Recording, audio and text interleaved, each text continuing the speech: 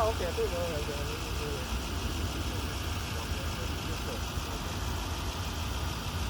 hello. Somebody's making some noise. So, my brother had it wired up. When you open the door, you'll see he got LED lights on the front and all this other stuff.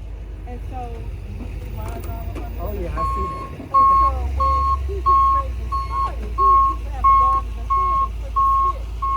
And then, Good old Ram. I always feel silly in these things for some odd reason. I guess just the way it sits.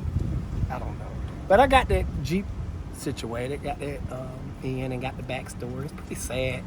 It was her late brother's Jeep, and he tragically got unalived by the nephew or something. So. His own son, actually. Oh, her nephew. Oh, okay. That's Wow. her brother's son. Yep. Man, that's sad. What's going on? Pat, you the man. I'm gonna come over there and visit you. You seem like you got a new truck every time I see you.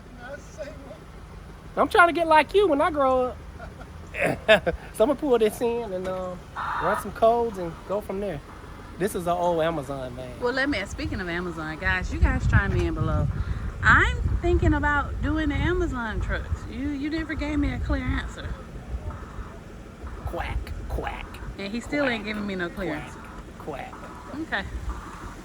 Because there's, there are contracts that we can get to fix these things. And I say, why not, Ooh, Okay. But ultimately, I do not make all the decisions. We have to agree. So I guess we won't. We won't do them for now.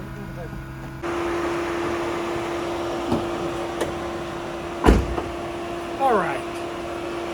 It shifted good. I've already looked underneath of it. It looked like this thing was stuck in the mud or something. There's mud all underneath the van. And it has a leaking power steering pump. It appears that the oil cooler is seeping a little bit, which is normal for these. Is this a Pentastar? Yes.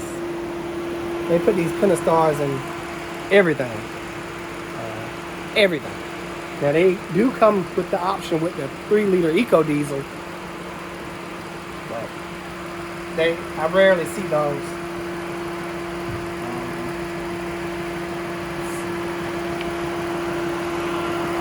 Now, question: is this the 3rd generation Pentastar, or is it in here sideways? Because I see the no, oil cooler. that doesn't matter. Sideways or front ways. No, it's the 2nd gen. It's not the newer one.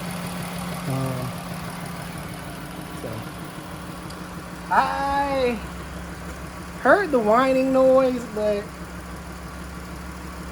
I'm trying to think. I don't know. I'm not a transmission expert. May have a transmission whine. The power steering pump is slipping really bad. It is leaking something back there. So power steering fluid may be getting on the belt. The wrong part. Who knows? But I'm gonna take y'all down there and show y'all a little bit. But let me show you what it's doing. Full lock wheel.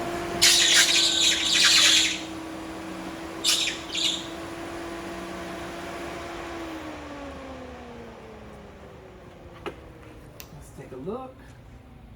Oh, good people. I got my boat engine back in. It's looking good. I'll show y'all in a bit. Oh, we have a busted CV axle. Ooh.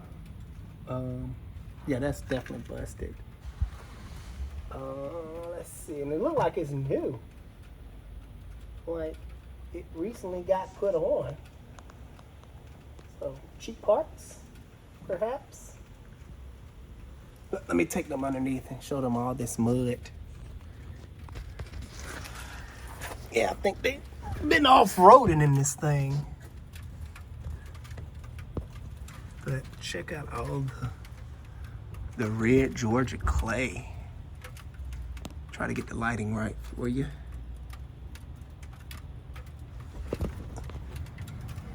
And here's the power steering pump. It has a little remnants of leaking right there. You see the red fluid? So something is going on. Oh. Damn. Okay. Here you go. Now you seeing red Georgia clay. I'm almost surprised that I have to say that we're from Georgia, folks. We're located in Morrow, Georgia. We've been getting a lot of customers lately that have been following us for years and don't know that we are in Georgia. And they literally sometimes live 20 minutes away. Yeah, so a lot of people be like, oh, y'all need to start mentioning where y'all from. Well, It's in the description, but for video purposes, Yeah. we are in Morrow, Georgia, minutes from Atlanta Airport, right outside Atlanta. So if you're here in Georgia, you need auto repair, come on down.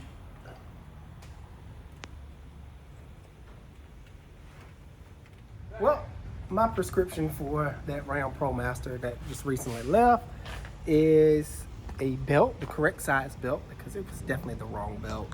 A tensioner and some other little random knick-knack stuff, like it had a leaking front shock. And Just to clarify, because on here it looked like I punched you in the mouth. Yes, you can really see it.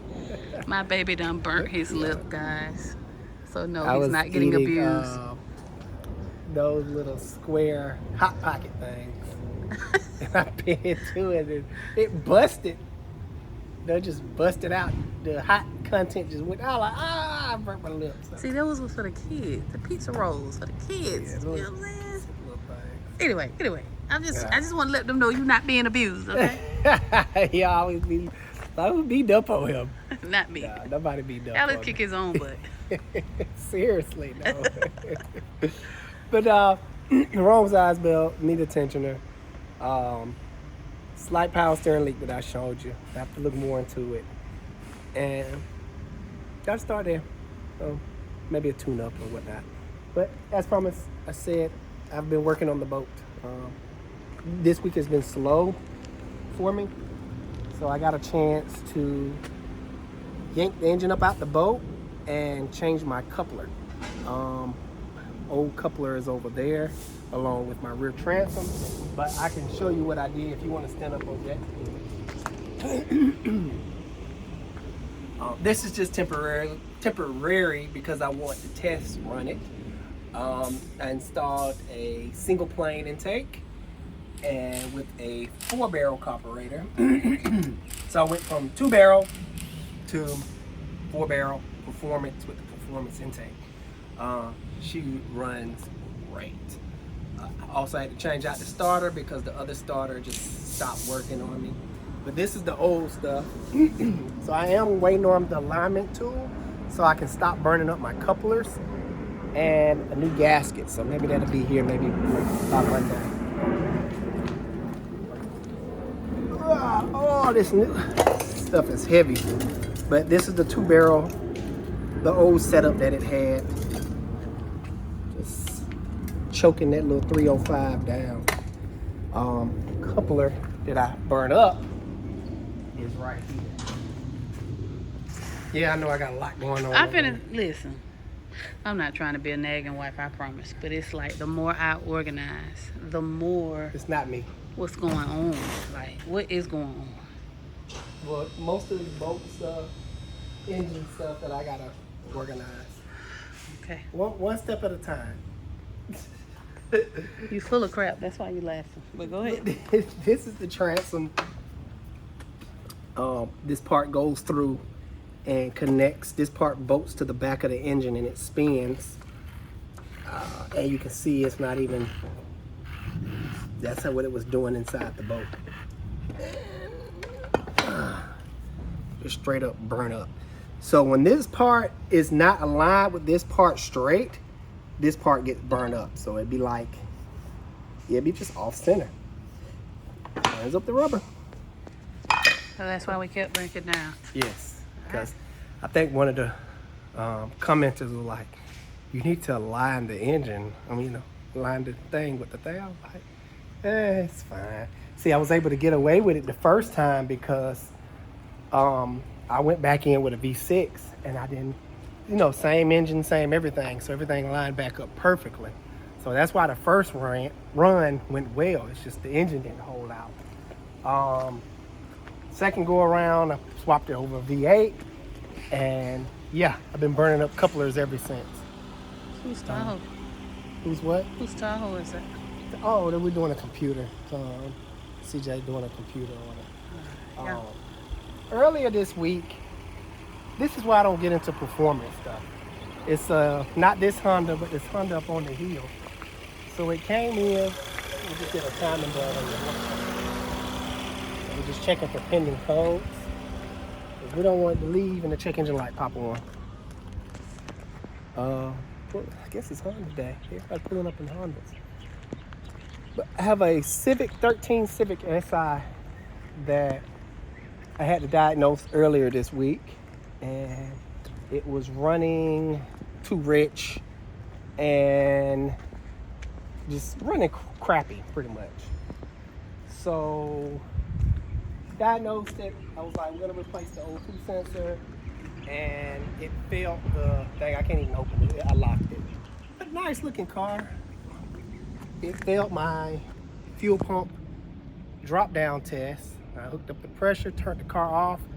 Within like 2 minutes, the fuel pressure dropped down to like 10 psi. It's supposed to be at around 40, 30 within big minutes range. So replaced the fuel pump, got the fuel trims back good. He wanted the clutch replaced because whoever did the clutch last, I guess they jacked up the throwout bearing because it was making a horrible noise when he brought it back the second time. I'll show you the throwout bearing, but I wanted to show you the car so you can get a visual. The clutch he ordered was a stage 2, 3, I don't know, but he put an ultralight flywheel on there, and I had to do some research on this because I don't do performance stuff every day. After putting the ultralight flywheel on, come to find out you need to tune the engine because the OE flywheel is heavier, and the car has calculated the load for that big mass flywheel. Since you put a lighter flywheel on there, it was just shooting misfires on all cylinders. Like you rev the gas to like 2,000 or try to drive it, hold it steady. You look at the misfire graphs, everything shoot up to 100. It's the weirdest thing ever. And the car don't even be misfiring. So it just threw everything off with the car. Like, whoa, something ain't right. I'm spooling up way too quick. But these are the parts that I took off. So this was the old throwout bearing, completely shot. It looked like one of the ears broke off, both of them.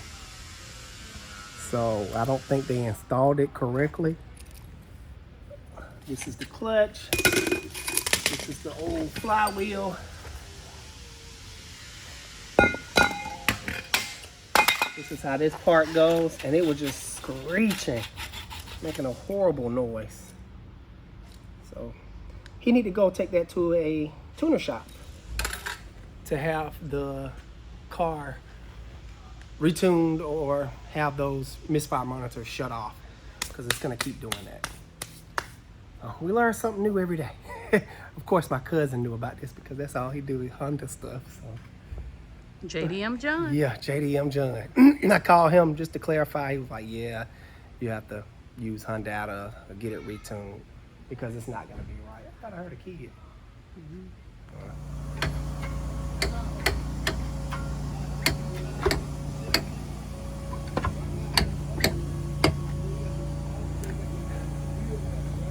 What I'm doing. Learning as I go. Trying to get this shaft in the back of the coupler. You mean there's no YouTube video that you can look at? It's not really. It's just like more like you have to like tweak around with it until you like it goes in. I got it going in good the first half, then it's not going in inside the coupler. So this is how it's supposed to look.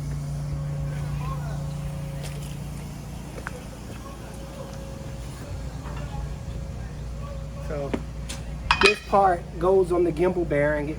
The gimbal bearing is straight, and it's supposed to slide in there like so. So I'm probably hitting somewhere like this. And I want that to slide in like so. Then you have a perfect aligned outdraft, supposedly.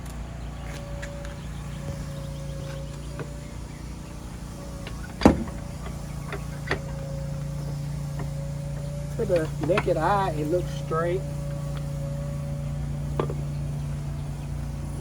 I don't see what you see, but your head in the way. Oh, yeah, just it is kind of hard to see. But yeah, that.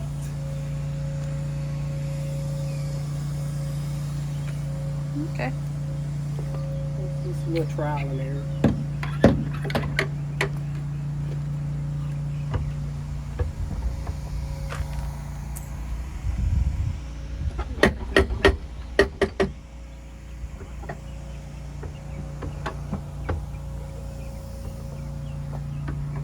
Well, I know one thing. It sure need to be cleaned up. Oh yeah, And Mr. Charles is here cleaning up my car. yeah, okay. But I told him you want this boat clean when you get done. So Yeah. he said he got you. Oh, I know, he the best in town.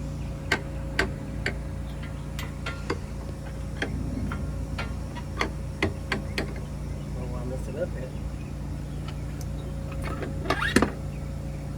All right, got everything aligned. Now I'm bolting down the engine, and I'm gonna recheck, but man, it's almost impossible to line this thing without that alignment tool, because the old settings was completely off. It's like, man, no wonder it just kept burning up couplers.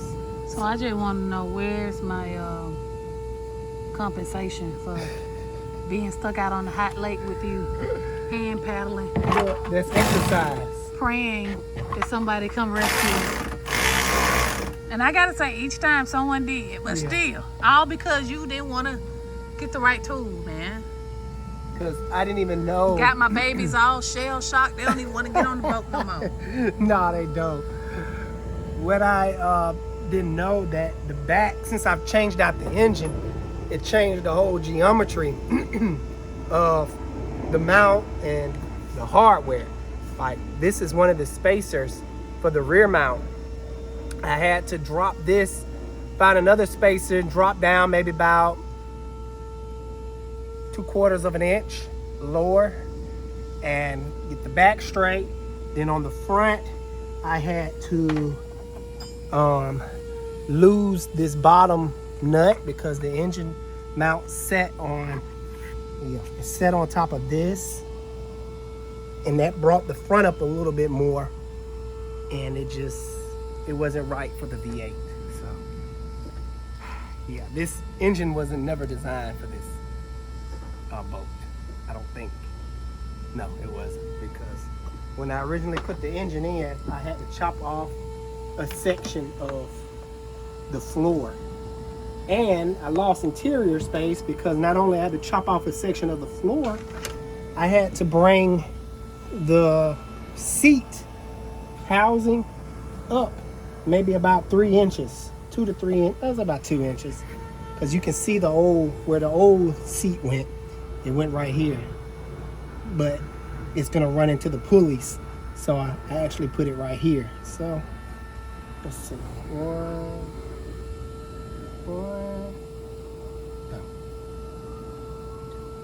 About 3 inches. Yeah, pull that forward 3 inches so this engine can fit. But I done made it to the promised land now, because let me spin this over and recheck my light.